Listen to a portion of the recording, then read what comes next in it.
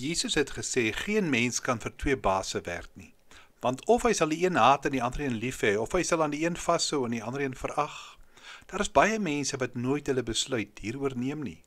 Maar daardie besluit moet ons maak en jy moet met daardie keuse moet jy saamleef. Jy sien maar die Here Jesus laat ons nie toe om net toeskouers te wees as dit oor hom gaan nie. Die woord Christen beteken eintlik dat jy Christus gekies het, dat jy hom volg, dat jy agter hom aanloop. Dit beteken, jy kan dit nie probeer veilig speel. Jy kan nie 'n toeskouer wees in die stryd van ons tyd nie. Kom ons noem 3 eenvoudige dinge wat dit beteken om Christen te wees. Eerstens, om 'n Christen te wees is 'n persoon wat 'n keuse gemaak het. Reg deur die Bybel word ons geroep om hierdie keuse te maak. Onthou jy Adam en Eva het in die tuin van Eden die verkeerde keuse gemaak. En daardie sonde van hulle het die hele mensdom in sonde gedompel. Hulle seun Kain is die voorbeeld daarvan, want hy het 'n moordenaar geword. Hierdie keuse moet ek en jy maak. Voor sy dood het Moses vir die volk Israel gesê in Deuteronomium 30, ek roep die hemel en die aarde as getuies vandag teen julle, dat ek die lewe en die dood voor julle hou, seën en vloek. Kies dan die lewe. Julle sal lewe, julle en julle kinders.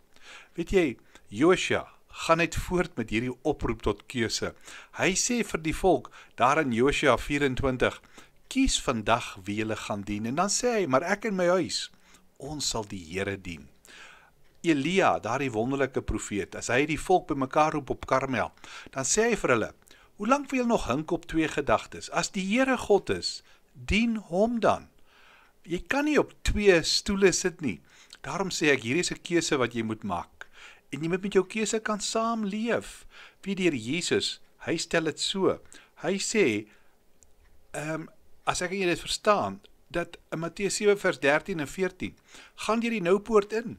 Die poort wat dat die verderf lê is wyd en die pad daarin breed en die wat daardeur ingaan is baie, maar die poort wat na die lewe lê is nou en die pad daarin smal, die wat dit kry is min. Kan jy sien, hy het gesê, daar's min mense op die smal pad.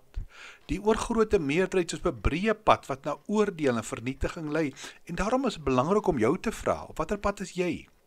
Jy sien, dit wat jy met Jesus doen, is so belangrik. Hy is jou plaasvervanger. Hy het aan die kruis gesterf. En daarom word die kruis nou die deur na die smal pad. Die kruis word die deur na die poort wat nou is. Tweedens is 'n Christen iemand wat 'n verandering in sy lewe gemaak het.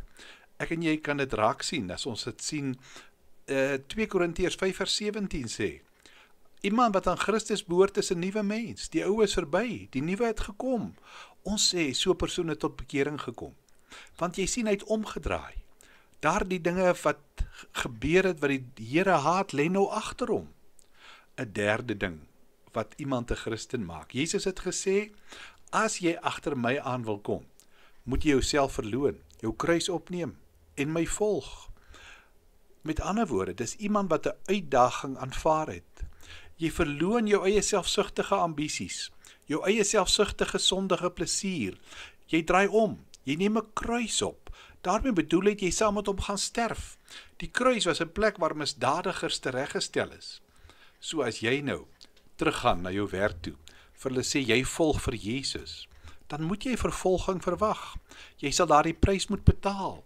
Want daar is 2 paaie. Jy moet jou keuse hieroor maak. Daar is 2 meesters. Jy moet kies vir wie jy gaan leef. Daar is 2 bestemmings, die hemel of die hel. Nou as hierdie woorde van vanoggend met jou praat, moenie moedeloos raak nie. Die evangelie is goeie nuus vir sondaars. Maak vandag weer jou keuse om die reis saam met Jesus te loop. Raak betrokke by 'n kerk waar Christus verkondig en geleef word, sodat jy kan aanhou groei. En die wonderlike is, jy sal nooit daaroor spyt wees nie. Kom ons bid saam. Here, dankie dat ons vanmôre weer kan sien dat daar 2 paaie is, 2 bestemmings, 2 baase. Help vir ons om vir U te lewe. Amen.